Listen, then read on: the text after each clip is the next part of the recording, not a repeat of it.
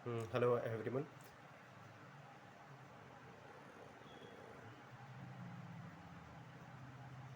जैसा कि मैंने अभी पहले आपको पॉलिनोमियल पढ़ाया था, बहुपद। पहले हम थोड़ा सा रिवीजन कर लेते हैं कि हमने क्या पढ़ा था पिछली बार। मैंने बताया था पॉलिनोमियल, जिसे हिंदी में कहते हैं बहुपद। क्लास 10 का सॉल्यूशन कर रहे हैं हम, चैप्टर 2, जो 2022-23 के एग्ज़ाम में आने वाले हैं। सिर्फ हम वही सिलेबस के क्वेश्चन करेंगे। तो मैंने बताया था पॉलिनोमियल क्या होता है। पॉलिनोमियल जो होता है वो चर, अचर और चिन्ह से मिलकर बनता है। चर होते हैं जिनकी फ़िक्स वैल्यू नहीं होती है, और अचर जिनकी फ़िक्स वैल्यू होती है। नो फिक्स वैल्यू जैसे A B C D X Y Z, ये जो है तुम्हारे, इनकी वैल्यू फिक्स नहीं होती कि ए को हम 1 के बराबर भी लिख सकते हैं, ए को हम 7 के बराबर भी लिख सकते हैं। इसी तरीके से जो फिक्स्ड वैल्यू होती है कांस्टेंट, उनकी वैल्यू फिक्स होती है। जितने भी नंबर्स होते हैं हमारे, 1 2 माइनस के हो या प्लस के हो या अपॉन में हो, वे सारे के सारे अचर यानी कांस्टेंट होते हैं कि 1 1 के बराबर होगा, 1 5 के बराबर नहीं होगा। ठीक है, 2 7 के बराबर नहीं होगा। लेकिन ए को अगर जो हम देखें तो 1 के बराबर भी है, 7 के भी है। ए को हम 100 के बराबर भी लिख सकते हैं। तो इस तरीके से ए जो है वो कितने के बराबर भी लिख सकते हैं। तो ये वेरिएबल हुआ। चिन्ह, प्लस माइनस, मल्टीप्लिकेशन, डिवीज़न, ये सब हम जानते हैं। तो इन सब से मिलकर जो है हमारी पॉलिनोमियल बनता है 2x + 5। तो ये जो है हमारा एक पॉलिनोमियल हुआ।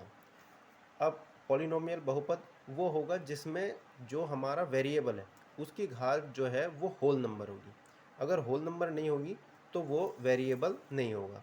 फॉर एग्जांपल 3x² + 7 ये वेरिएबल है, लेकिन 3x की पावर -3 + 4 ये पॉलिनोमियल नहीं है, क्योंकि इसमें अगर हम देखें पावर, इसकी डिग्री, ये -3 है जो कि होल नंबर नहीं है। ये जो है एक पूर्णांक है, यानी इंटीजर है। इंटीजर होता है तो हम कहेंगे कि ये बहुपद नहीं है। बहुपद में मेन कंडीशन है कि जो हमारा वेरिएबल आएगा एक्स वाई जेड, उसमें जो है वेरिएबल की पावर हमारी होल नंबर होनी चाहिए, ज़ीरो से आगे। इसी तरीके से मैंने उसके टाइप्स बताए थे, एक पदीय, द्विपदीय, त्रिपदीय, लीनियर, पॉलिनोमियल, क्वाड्रेटिक, डिग्री, ये डिग्री के आधार पर होता है। तो ये सब जो है क्लास 9 का था। अब हम आते हैं क्लास 10 पे। क्लास 10 में सिर्फ हम वही चीज़ पढ़ेंगे जो इस बार 2022-23 के एग्ज़ाम में आ रही है। एक्सरसाइज शुरू करते हैं। मैंने एक चीज़ और बताई थी कि पॉलिनोमियल के जो हल होते हैं, मूल जो होते हैं, वो उतने ही होते हैं जितने की उसकी घातांक होती है। मतलब जितनी उसकी घात होगी उतने ही उसके मान होंगे। फॉर एग्ज़ाम्पल कि हमारी x की पावर 4 + 5x की पावर 3 + 7x² + 5x - 3, एक ये पॉलिनोमियल है जिसकी घातांक कितनी है, 4।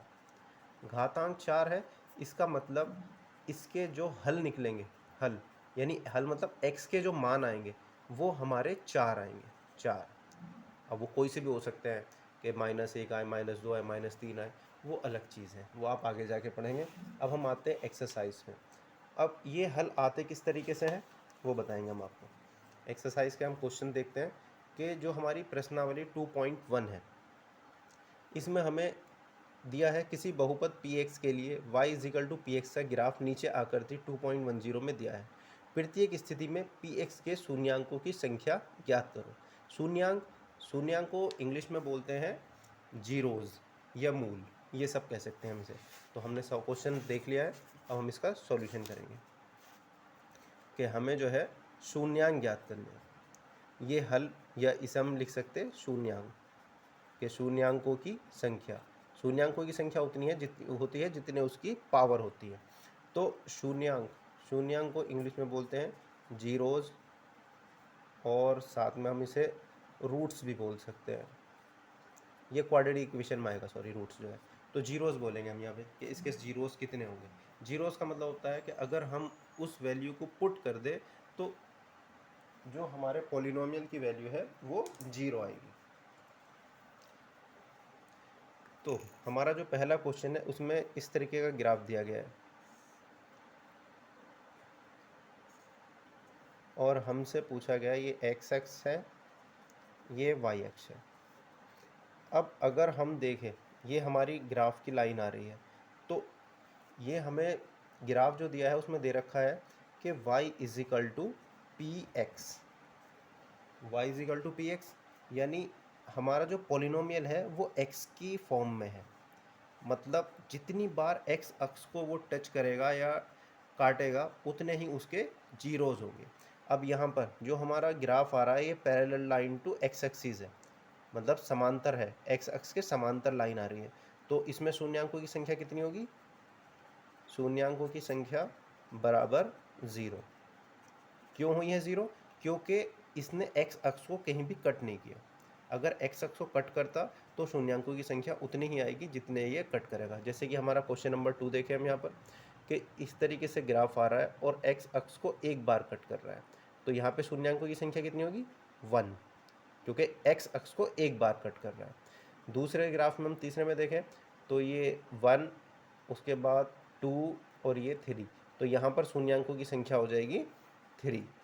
ये करने की ज़रूरत नहीं है, बस पता होना चाहिए कि अब यहाँ पर एक्स अक्ष पे कितनी बार कट कर रहा है? 1, 2, तो ये इसमें शून्यांकों की संख्या हो गई 2।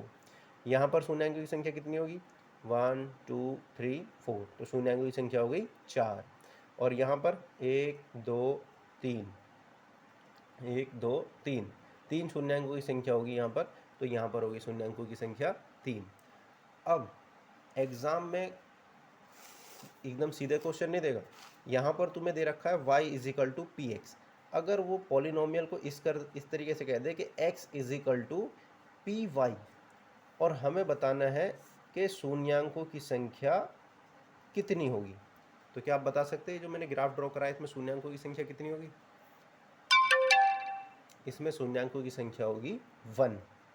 अब 1 क्यों होगी? क्योंकि हमारा पॉलिनोमियल जो है वो y की फॉर्म में है, यानी अब हम x अक्ष को नहीं y अक्ष को देखेंगे, ग्राफ y अक्ष पर कितनी बार कट कर रहा है। तो y अक्ष पर एक बार कट कर रहा है, तो शून्यांकों की संख्या होगी यहाँ पर 1। शून्यांकों की संख्या बराबर 1, क्योंकि यहाँ पर हमें ग्राफ बदल दिया मैंने, x बराबर पी वाई दिया। जो हमारा बुक में क्वेश्चन दे रखा है y is equal to P X, तो हम x वाले को देखेंगे क्योंकि x की फॉर्म में हमारा पॉलिनोमियल चल रहा है, जो बहुपद है वो x की फॉर्म में है। यहाँ पर हमारा बहुपद किसकी फॉर्म में? y की फॉर्म में आएगा, यानी हमारी इस तरीके से आएगा y की पावर 3 2y स्क्वायर प्लस 3, इस तरीके का कोई इक्वेशन दे रखी होगी हमें पॉलिनोमियल की, बहुपद दिया होगा, तो बहुपद की समीकरण से हम ये ग्राफ ड्रॉ किया, तो उससे जो है शून्यांकों की संख्या हमारी आई 1, क्योंकि इसने y अक्ष पर एक बार कट किया। ठीक है, अब हम आगे एक्सरसाइज नेक्स्ट उसमें करेंगे, क्योंकि वीडियो बड़ी हो जाती है तो अपलोड नहीं हो पाती है जल्दी से। Thank you.